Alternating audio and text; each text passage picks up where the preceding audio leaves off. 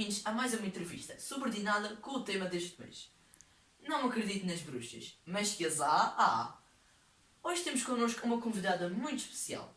Ela já dinamizou uma biblioteca escolar, mais precisamente a da EB1-PE da Camacha. E agora encontra-se a dinamizar o polo de leitura, pertencente à Câmara Municipal do Funchal. Como já perceberam, é uma pessoa que adora livros. Não é assim, Andréia Batista?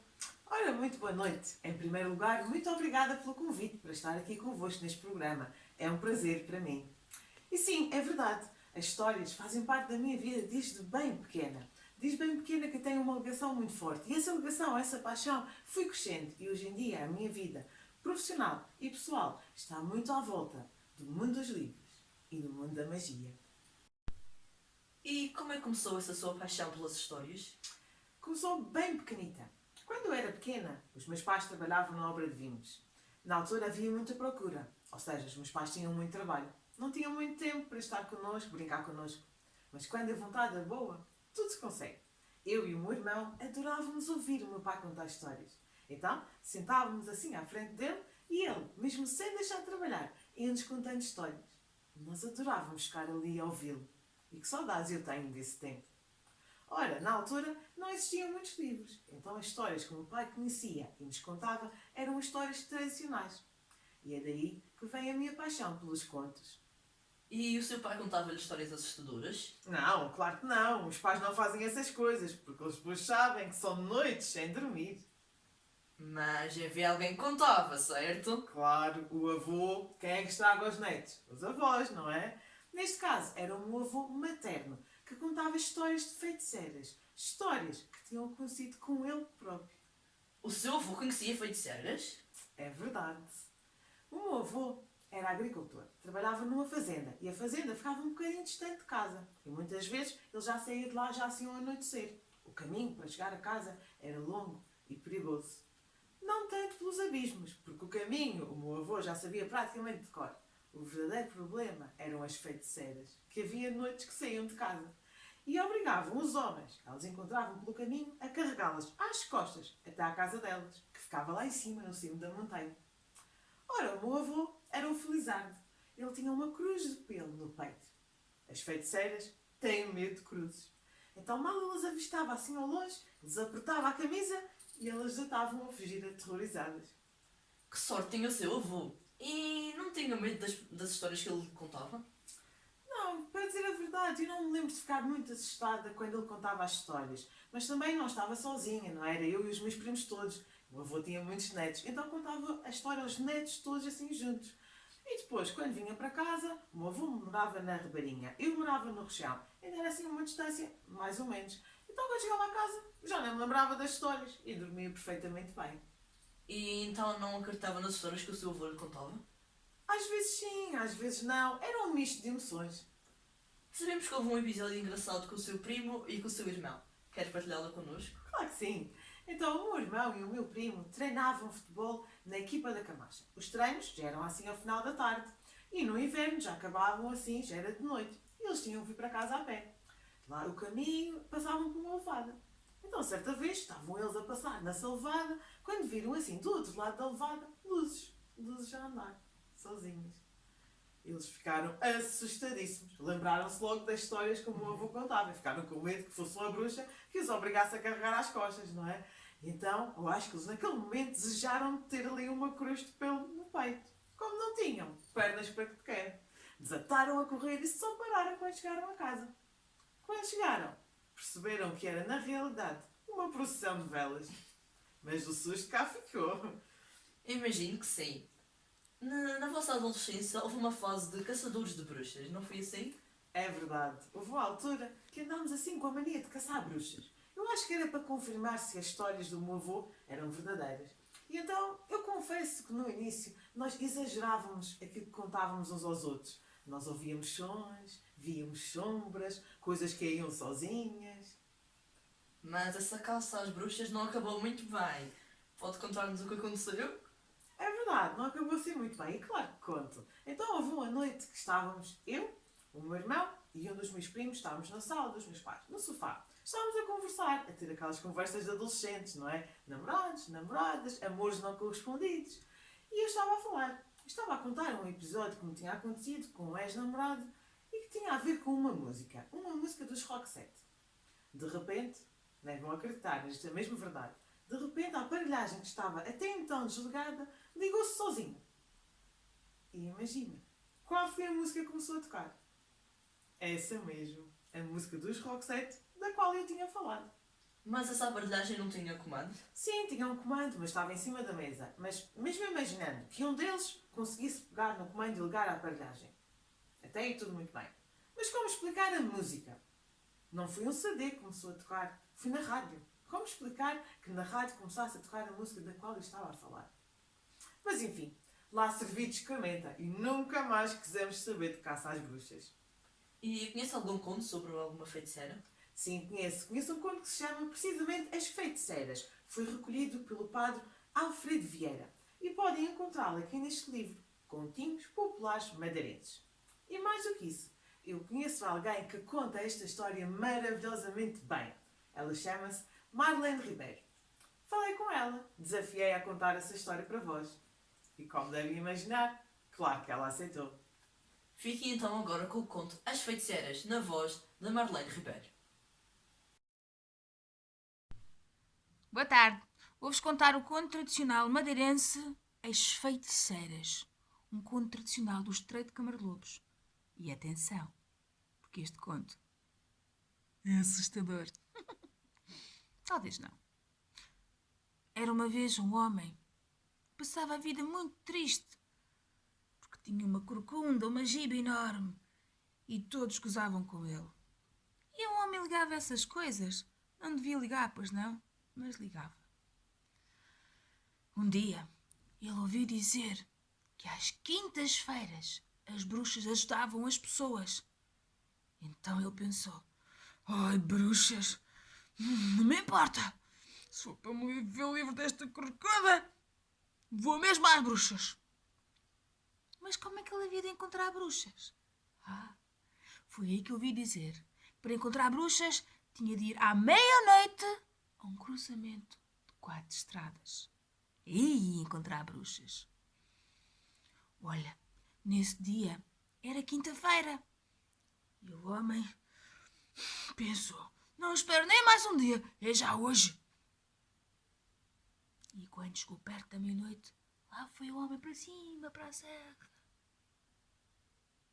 E escondeu-se atrás de umas ervinhas, à espera que desse meia-noite. Já estava ali o cruzamento de 4 estradas. Só faltava dar o toque da meia-noite.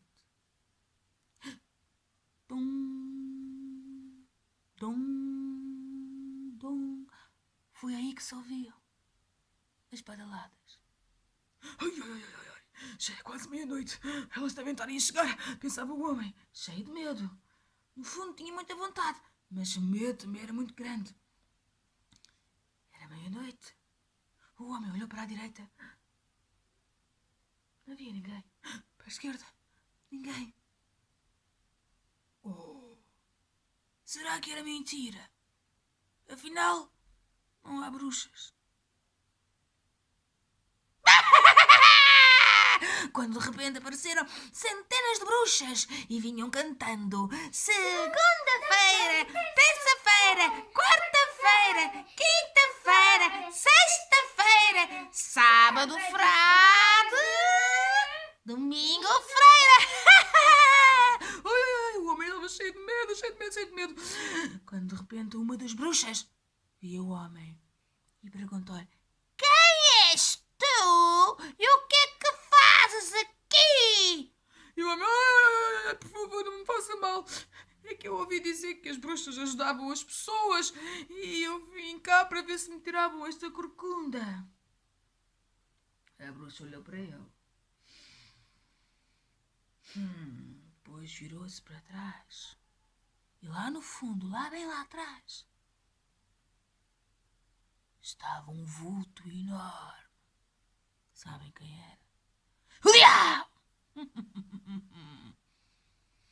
E ela perguntou-lhe: oh, meu senhor, o que é que vamos fazer a este homem que teve a bondade de nos visitar? O diabo olhou para o homem e disse: Tiram-lhe a corcunda. O homem nem quis ouvir aquilo e fugiu correndo. Correu até chegar a casa. Chegou a casa, meteu-se debaixo dos lençóis e dormiu. Dormiu até o dia seguinte. No dia seguinte, a primeira coisa que o homem fez foi destapar-se. A segunda coisa que fez foi levantar-se. E a terceira coisa que o homem fez foi olhar-se ao espelho. O homem estava todo encurvadinho. Olhou-se ao espelho.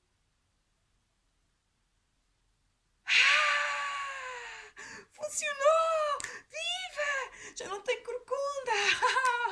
Que alegria! Depois o homem correu para a rua para mostrar a toda a gente como já não tinha corcunda. E as pessoas olhavam para ele e ficavam espantadas. Uau, que maravilha! Como é que foi aquilo?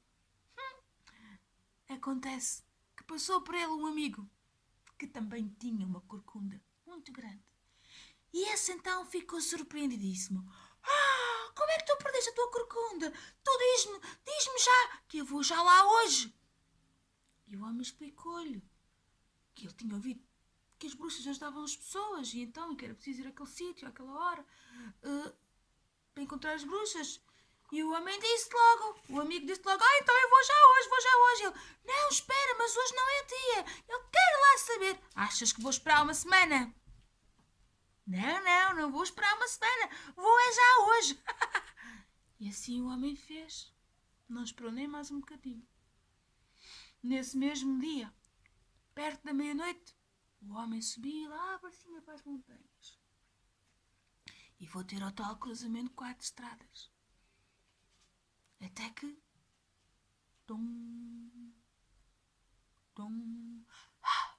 já era meia-noite. O homem, ai, é agora que eu me vou ver livre disto.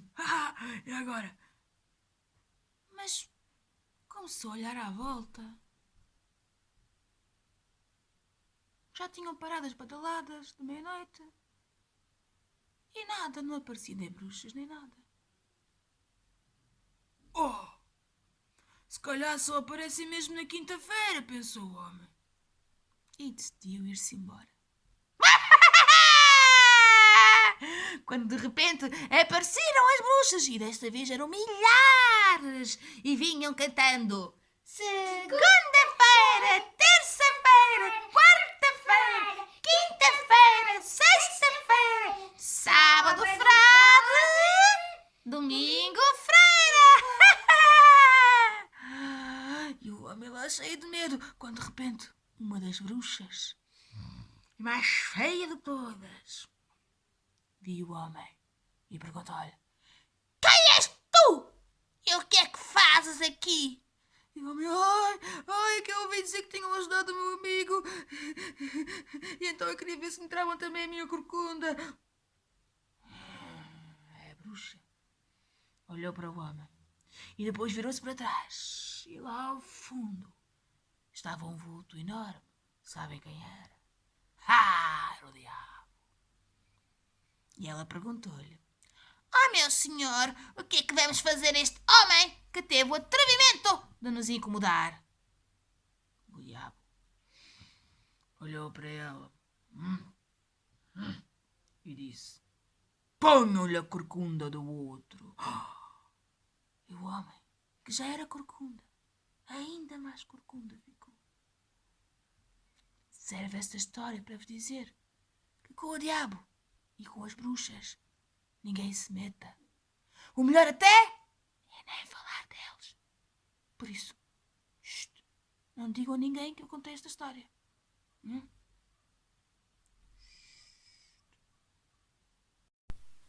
E assim terminamos mais uma entrevista. Muito obrigado à Andréia Batista e à Marlene Ribeiro por este momento de partilha.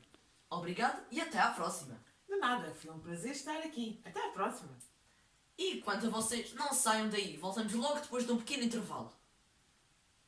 Segunda-feira, terça-feira, quarta-feira, quinta-feira, sexta-feira, sábado, frade, domingo, freira. Ainda estamos em direto. Até já! Até já!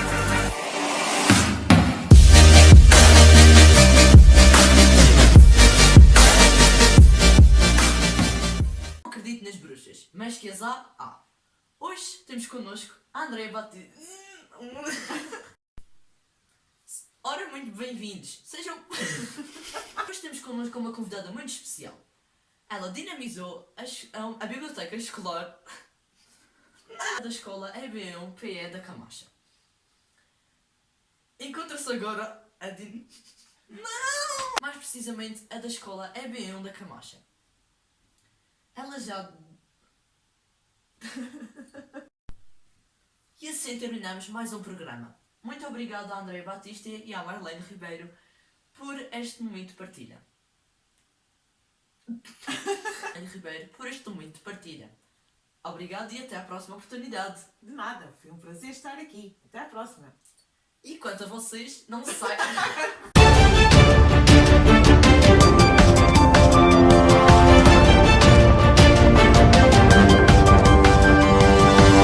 Audio Jungle.